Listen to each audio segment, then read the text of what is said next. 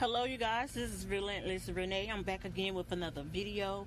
I hope it's not too loud, you guys. I'm back at work, so I'm trying to get a couple videos in. But I want to talk about the Chris Watts, just talk about him again. It was an article that came up about him, and it reads, ahead of slain daughter's 4th birthday, killer Dad Watts claims he's a changed man in prison. Yeah, of course, I know you are. Chris Watts, the Colorado man who murdered his wife and 2 young daughters, claims in a chilling jailhouse letter to his mother that he's a changed man who has a newfound relationship with God. His mother, Cindy Watts, is interviewed in a new HLN special, Killer Daz, Chris Watts Speaks. During the show, she reads the letter she received from her son. It reads, I'm still a dad. I'm still a son, no matter what, Watts wrote. Now I can add servant of God to that mix. He has shown me peace, and forgiveness. And that's how I live every day. It's a stunning declaration for Watts, 33, who is serving multi-life sentences for an unspeakable crime. In November, he pled guilty to the August 13, 2018 murder of his pregnant wife, Shanann, when she was 34, and the couple's 2 young daughters, Bella 4 and Celeste 3. And she was pregnant with a little boy, the latter of whom will have turned 4 next Wednesday. He later buried Shanann in a remote oil field where he put his 2 daughters in large oil tanks. Their bodies were found 3 days later. Now, the murders came after Watts began an affair with a co-worker, Nicole Kessinger, who told police that he had told her that he was separated from his wife. And don't they always do that? The HLN special details how Watts and Kessinger traded photos, which Watts hid from his family using an app on his phone that looks like a calculator until a secret passcode is entered. Those photos includes one from a trip the pair took to, the Great Dunes National Park and Preserve. In a February 18th interview from the inside of the prison, Watts gave a chilling details of the murders to the authorities from the Colorado Bureau of Investigation. He said his wife, Shanann, may have been praying as he strangled her to death inside their bedroom. He said he then drove his wife's body to his job site where he buried it in a shallow grave as his daughters waited in the car. Then he smothered both girls. During the confession, he said that whenever he closed his eyes, he heard his oldest daughter final words begging him not to kill her. He said Bella was like, "Daddy, no."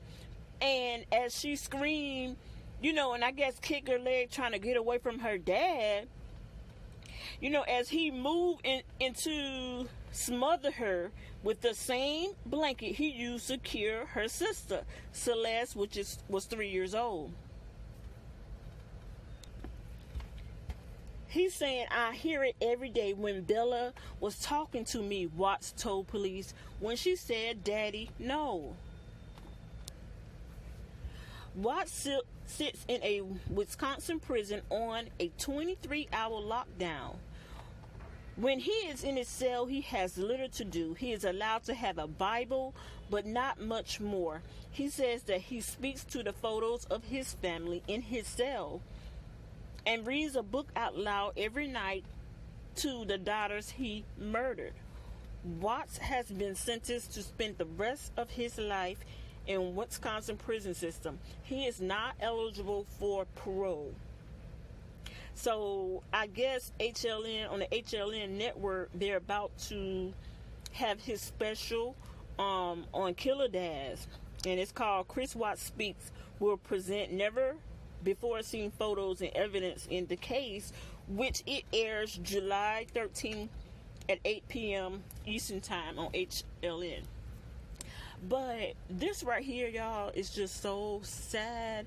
I know the whole universe may have heard about this case, and a lot of people just cannot let it go. Sometimes I do visualize in my mind, like, how could you take your bare 2 hands with 10 freaking fingers on it in your right state of mind and actually murder your pregnant wife who was carrying she was 4 months pregnant, 15 weeks if I'm not mistaken, son. You had 2 girls already. You wanted a son. They tried again, and it was finally a little boy. How can you do something like that? Like, when are people going to realize that when you're married, I don't know if it's possible to love 2 people, but I still don't think that he was in love with his co-worker. She was more of a work wife. And she had his mind so super glued that, hey, I'm going to be with you, leave her. Now he's starting to lie to the girlfriend about, I'm not married, I'm not this, I'm not that. And I just don't understand. This guy had it all. Shanann Watts, beautiful, beautiful, beautiful lady. 2 gorgeous little girls. You about to have a son. You had the most beautiful home. She stayed home with the kids. She was a entrepreneur for, I can't remember those vitamins things that she was selling. But still, the point is, she was a full-time mom. Spunky, did everything gorgeous. And then you go to work and you meet someone else, and then you kill your wife for your girlfriend. Like, what were you thinking? You know, I really wish that I could go to Colorado and actually just talk to him and be like, dude, please, you cannot be that slow.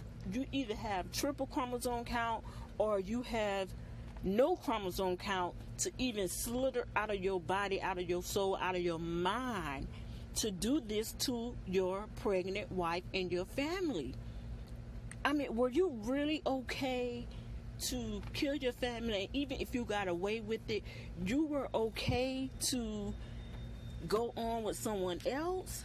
And then you have the audacity to take your wife and try to bury her on your job site and bury your 2 daughters inside of oil tanks that nobody would have been able to find if you did not guide them to where their bodies was. And then you have the nerve to say, whenever you close your eyes, you know, you hear your oldest daughter final words begging you not to kill her. Like, I can still hear my baby crying, not wanting me to leave her and go to work. And she's 6 years old now, and it still bothers me that I had to leave her to go to work. But you kill them and really think that you can just be happy with someone else? You know, and then when I look on the videos, it's like sometimes I actually feel sorry for you, Chris, because you really look just that dumb thinking you can get away with it. But no. And then you saying you read to them every night when you had the opportunity to read them to bed or sleep, read and pray with them at night before they go to bed. But now you're in your jail cell reading a story to their pictures. I just don't get it. I just pray that you temporarily snapped or something. Do you know how frightening Shanann could have been to be in a predicament like that? You had to have thrown your wife's body on the floor. The girls had to have been stepping on her body in the back as you strapped them in to take them to kill them as well. But you said you found God. Guess what?